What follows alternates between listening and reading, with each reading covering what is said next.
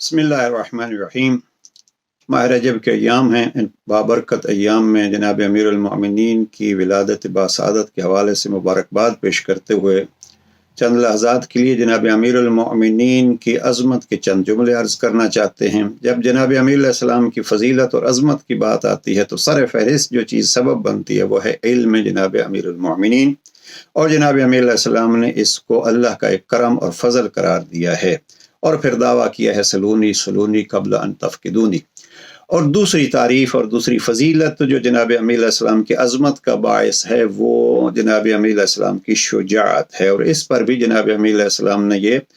شکر پروردگار ادا کیا ہے کہ جس نے علی کو شجاعت عطا فرمائی۔ اور اس شجاعت سے علی علیہ السلام نے کام کیا لیا؟ ایک تو بڑا دلچسپ جملہ ہے، جناب امیر علیہ السلام فرماتے ہیں میری اور پیغمبر کی مثال ایسی ہے جیسے کلائی کو بازو سے ہوتا ہے،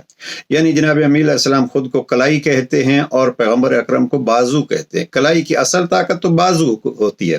لیکن اس بازو کی طاقت کا اظہار کلائی کے ذریعے سے ہوتا ہے۔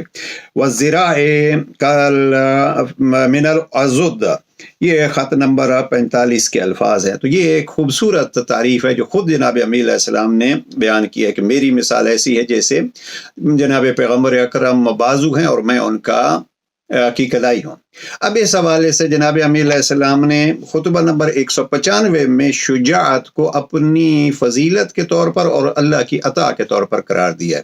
اور اگر آپ اس کو دیکھیے تو یہ بھی جناب امیر علیہ السلام نے شجاعت استعمال کی ہے کس کے لیے؟ دفاع پیغمبر کے لیے، اور دفاع پیغمبر حقیقت میں اس پیغام الہی کا دفاع ہے۔ خطبہ نمبر 195 میں جناب امیر علیہ السلام فرماتے ہیں وَلَقَدْ وَاصَيْتُهُ بِنَفْسِي فِي الْمَوَاطِنِ، اور میں نے اپنی اس جواں مردی کے بلبوتے پر کہ جس سے اللہ نے مجھے سرفراز کیا ہے، لفظ امام کے اکرمنی اللہ بہا، جس جواں مردی سے اللہ نے مجھے سرفراز فرمایا تھا، میں نے اس جواں مردی کے بلبوتے پر پیغمبر اکرم کی ان موقعوں پر مدد کی ہے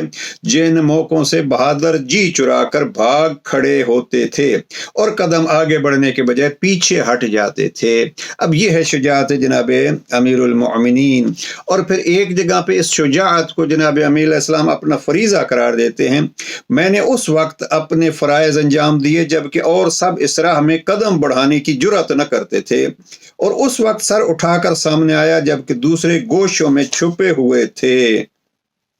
اور اس وقت زبان کھلی جبکہ دوسرے گونگ نظر آتے تھے، اور اس وقت نور خدا کی روشنی میں آگے بڑھا جبکہ دوسرے زمین گیر ہو چکے تھے۔ اب یہاں جناب امیر علیہ السلام نے اپنی فضیلت کو گنوایا ہے، یہ خطبہ نمبر 37 ہے۔ تو جناب امیر علیہ السلام کے ان شجاعتوں کو